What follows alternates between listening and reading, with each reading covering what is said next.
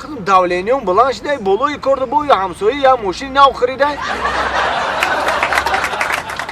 وو این دختری خشرو کی باشه؟ این در نظری ما هم خشرو توفته سه همین میگم بچه عاشق شوه اجینه در نظرش پرنسس میتوه تو برام گپاتون شد السلام دختر خشرو السلام ممکنه قتید برام ای دخترک خشرو خواهی ببرم خطی گوش که یا چی پرسم مایلش من روزینگ میخری ها میخرم بشوخی ها بشوخی اون وجود میفروشم بره بخر بخور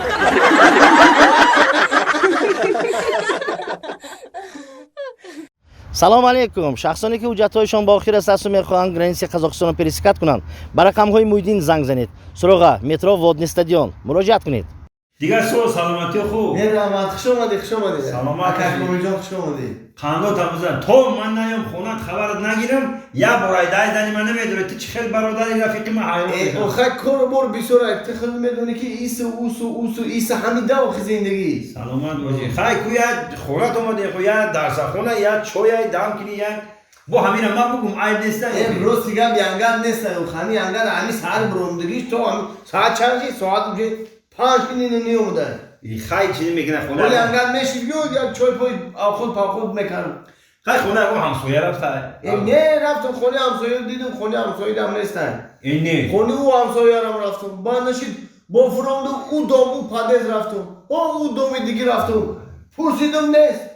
خاندو تابوزا توری زندورا تو که ندانی زنه در بجای نکی یک روز ای میخیتای ترا ما ترا همه وقتی زنگیری تم دیده بودم خودت باید ای طرف میزدی ای طرفی سدم دی ای طرفی عروس نیما اینه و خیباتش دیدی ای طرف آخه اما عروس خودش گفت که ای سبه خاندو تابوزا ندونی که زن در کجا باشه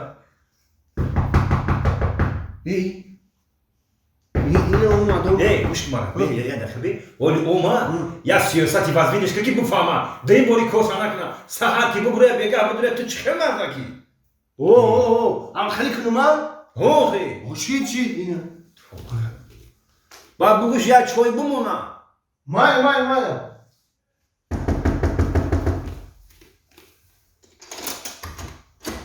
السلام در کجا داری؟ چوکانی مردک جان امروز تبود خیره در کجا بودی؟ در بیرون بوده مردک جان در بیرون چیکار میکنی؟ پرگوکا رگولکا؟ قطی کی؟ کتی سگمو قطی سرمون؟ چه خیلی سرمون؟ خود ما سرمون داریم کو؟ آخی مردک جان کتی اون سگ نو شناس شده چی؟